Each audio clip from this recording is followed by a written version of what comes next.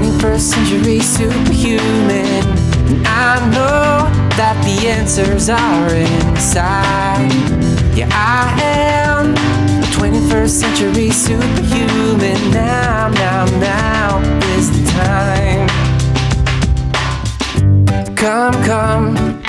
Come on everyone, let's celebrate. We are the children of the sun. I can see it when I look into your eyes. We are the same, and we are light, and we are one. And we can make a difference. Yeah, we can be the change it takes to make the world a lot more fun. Hi there, I'm Cary Ellis, author of 21st Century Superhuman. This is our 21st Century Superhuman show, and today I have with me my friend Rob Michael. And Rob, how are you doing today? I am well, thank you. Couldn't be better. We have the most interesting conversations with you on the certificate of live birth, what that means in our lives, how we can utilize it to our best interest instead of the best interest of a corporation that's been running our lives for a while, and how we can understand that our debt is not our debt and it might be worth our time to get out from under it. Absolutely. Yep. It all boils down to this birth registration. So start linking these things together for us. I even know a lot, and when I talk to you and I listen, even my poor little brain goes into overload. And yet this is a learning process. As my friend Dr. Michael Rice says, we have to almost build new brain cells as we're learning these things, so that we have some information within us that we can begin to comprehend this on, because we've been following a certain plan for a long time that sort of had us buried in the system. And this is about waking up, taking responsibility for our own lives, and learning how to do that appropriately. Yes. And that's really the important thing. We've got to take responsibility. But most of us don't even know what responsibility to take. We've been given a responsibility that we don't even know we technically have. And that ties into this. So without further ado, Please. Our previous video, we had spoken about birth registration. So in this video, I want to talk about, how it ties into the financial industry. One of the easy common sense proofs to see how it ties into this whole entire thing is, number one, what does every single corporation, company, agency ask you for? Your name, your birth date, and the social security number, because all three of those tie back to this registered entity that is controlled by the state. This registered entity, if you watch the last video, is created by the state once you give them your property, which is your body. Okay, so you register that, now the property's there, then they create this corporate soul, so to speak. So Which they is had the certificate of live birth, right? the certificate of live birth is actually, let's call it a receipt. It's almost like a warehouse receipt saying, hey, I left my property here with you guys. Then they issue a birth certificate, which is a completely different document. That's like, actually, that's more like the warehouse receipt, okay? And that just shows the corporate soul. The first document shows the contract of giving the property over. The second document is basically like a certificate of title saying, hey, in this entity was created and you have title to it, or you could have title to it. So the reason they did that was because they didn't have any gold. The United States government didn't have any gold anymore to pay the bankers, because from 1913, when the Federal Reserve was created, to 1930, they had already bankrupted the country by charging them a percent compound interest for those nice little green non-negotiable bills that they print. So they said, oh, well, crash the stock market. They put up that whole bit, and they go, now what are you going to give us for collateral? Because we got all your gold. So in their brilliance, they said, well, we're going to collateralize all the people and all of the land for our loans that we get from you. So that's why everything you do has to tie back to that social security number attached to that corporate soul. So that's where all the debt is coming from. Now they do the alley-oop on you, and they make you think that they're crediting you, okay, the bank. So let's think about this transaction in a common home purchase. So you go in, you write a promissory note for what you think is a mortgage, okay? However, that promissory note pays for the home. Why does it pay for the home? Because they're going to take that promissory note in an instant and they're going to sell it. And they're going to sell it for the face value of that note or more. Then they're going to sell it again and again and again and again. And they've probably made 10 to 15 times the amount on your home before you ever pay your first few years of a mortgage. Okay, so what does that say? If I give you something of value that is of equal value to this home, why do I owe you any money? I just paid for it. You just made the money off of it. And that's my instrument, by the way. However, here's another point I tell people to think about in this transaction. When you have notes, promissory notes in your back pocket called dollar bills, there's only one slight difference between that and your mortgage note. Number one, it's not a mile-long contract on the note. Number two, it's non-negotiable, so you can't negotiate their little green bills, but this one you can. So when I put bills on deposit, when I put debt notes, which are dollar bills, on deposit at the bank, what do they give you? They give you a receipt when you put it on deposit. How come you don't get a receipt for the same note, negotiable instrument, that's worth 250, 500,000, 800,000? What's the difference? So they go to closing. Well, let's close that out, and now let's give you a mortgage. Okay, it's all smoke and mirrors. The house is already paid for. How is it paid for? Because again, they can sell that note over and over and over and over. So what happens is then the bank takes that note to the Fed window. There's a thing called the Fed window, and the Fed will get a loan from the bank in the amount of that note out of your private account that you don't even know exists. That private account is your Social Security number. On the back side of your Social Security, there's a ton of money in there. On the front side, on the public side, you get these little peanuts when you're able to retire. But on the back side, there's a huge account there. Some of you know some of these people that have accessed it have gone to jail and things like that. So the birth certificate, bringing it all back, the birth certificate creates the ability for them to do all of that because no one has stepped in to say, I own this entity that this certificate is showing exists. I own it, not you. I own it, So that's the problem. So what they do, again, is they use your credit constantly, and then they turn around and make you think that they're giving you credit. Okay, but go ahead. I don't want to get you off track, but I know I've even looked up some of those accounts, and what you're saying, it could almost confound a person to think once I got turned over by my parents, my birth certificate or my certificate of live birth to the system, they've actually been trading on my collateral value. And I've actually looked up my own Social Security number or the number on my birth certificate and found multiple hundreds of thousands of dollars of accounts that are based on my number.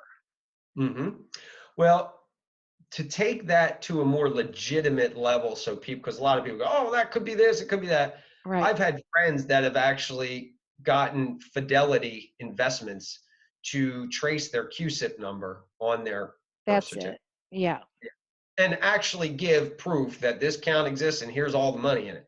Now, I think they put a big alert out and Fidelity doesn't do that anymore, but you used to be able to look it up online. Right, exactly. But I've had people actually go to Fidelity and the Securities and Exchange Commission and so on and so forth and trace these certificates back. And here's the kicker that one of my friends from Canada found.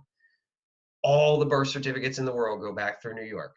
So it doesn't matter what country you live in, they're all going to New York. So what's that tell you? The root of all this is that certificate of live birth. And now, is that connected with the Federal Reserve, or is that like a whole nother? Yeah. Well, it absolutely is. And that's why, with them dismantling all that, things are going to change drastically. Yes. But as I said in the last video, until they stop registering births, to me, it's not over yet. Right. So we need to be on the gold standard, and we need birth registration with the state to go away, you know, or at least social security numbers and all that, you know. And here's another thing for people to keep in mind. So when I take and claim this entity, because I don't want anyone using it without my authority, well, now my trust authority, it's another topic. What my point is, and what I say, and I make this clear in the facts. The fact of the matter is, this country, or the United States of America, not the United States, but the United States of America was built off of the Constitution, correct? That's its bylaws, at least one of them. There's 3 other documents that go in conjunction with that, but the Constitution is the one everybody looks at. That's a bankruptcy document, by the way. It's just nothing more than a bankruptcy trust, all right? If that was built on Christian principles, which I think that's indisputable, doesn't it say in the Bible, because they'd have to follow the Bible, doesn't it say in the Bible that a man cannot have a mark of the beast? You know, that's kind of against the principles. Well, then why are we all walking around with numbers? Because it's not us. How they get away with it karmically and spiritually, it's not us. We don't have the number. The entity has the number. We just are too asleep to realize we're not it. We're not the entity. We think we are. We just have the use of that number as an insurance policy. So again, this is how they built the whole financial system in the modern world, is off of our labor. And that's how they do it. It starts at birth. They have to register it. Then everything gets created from there. And it funds the entire thing. So we're not really in debt. We just don't know the right questions to ask most of the time, you know, especially with unsecured debt. That's the biggest crop going since I don't even know what. And unsecured debt would be credit card debt, basically. Anything where there's no collateral put up. School Yeah. loans. Where there's no collateral, things like that. Yeah. Amazing. And collateral is just simply a piece of property, like a car loan has collateral. So the car is the collateral, which again, let's think about that scenario. If I'm going to get a car and I'm signing, number one, a promissory note that's really going to pay for the car, and the car itself is the security, because if I don't pay it, you're going to come pick it up. Why do I need a credit score? Why? What does my credit even matter? The car is the negotiating collateral here. It doesn't matter what my credit score is, which again, if you look at credit history, credit bureau history, you know, back early, I think it was like the 1950s, 40s, and 50s, all the local towns and stuff were starting to keep these logs of credit for the citizens, right? Because they wanted to be able to loan out and know that this person was good for it, so on and so forth. So these big conglomerates came in, they bought up all the mom and pop little credit agencies, credit bureau agencies, and they formed the big 3.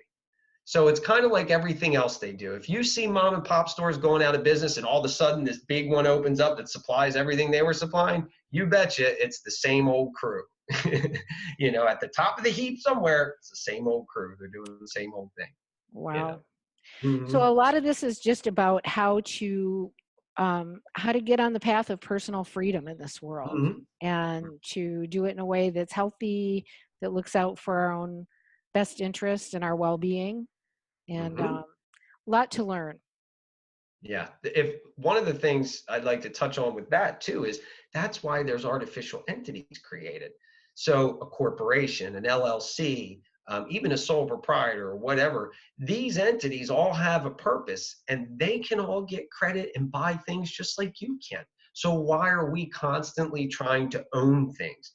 Those fictional entities should own it. We should just have beneficial use of it, because then we don't have the liability of an owner, but yet we have all the use of it.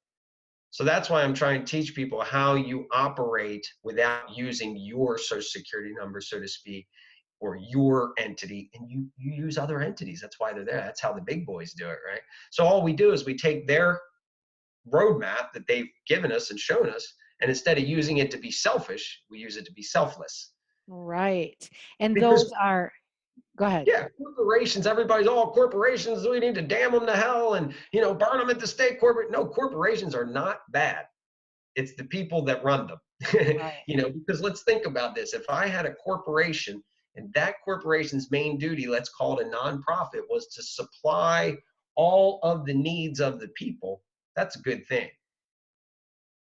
It's just another entity that functions to do that. And there's a group, there's a body of people that put their their body into it and created a corpus, right? Or a corpse, right? It's a dead entity. So we create this entity, but it's here to serve the people. So if we can flip that around, which we can, and it's happening in my opinion, then, again, corporations aren't inherently bad. Neither is money. Yay. Okay, Rob, well, thank you so much for this episode. I'm sure there will be more. And again, your website is where people can come and learn more and go through classes on how you have gone through the process so that they can teach themselves if they'd like. Your website is? Truth, the letter N as in Nancy, trust.org, truthandtrust.org. Truthandtrust.org, and we'll put that under the video. Thank you so much for the education, and as we activate more brain cells on how to flow clearly through the system. Thank you so much, and we shall see you again soon. Thank you. Okay, I want to remind everybody, you breathe, smile, and center in your own life and your path, and bring yourself some freedom. Thanks, Rob. You're welcome. Thank you.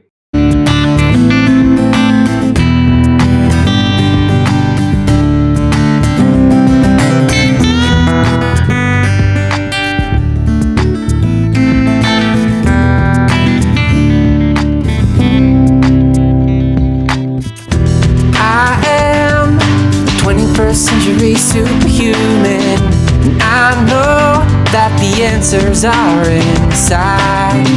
Yeah, I am a 21st century superhuman. Now is the time. Come on everyone, let's celebrate. We are the children of the sun.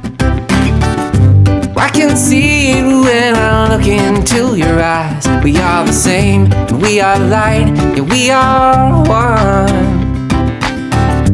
Here now, hear my ancient prayer and sing along. We are awakening as one, and we can make a difference. Yeah, we can be the change it takes to make the world a lot more fun. Well, if you're feeling kinda down and you need some inspiration to remember who you are, oh, now, child, please don't frown. You can choose a new vibration, and these words can take you far. I am a 21st century superhuman, and I know that the answers are inside.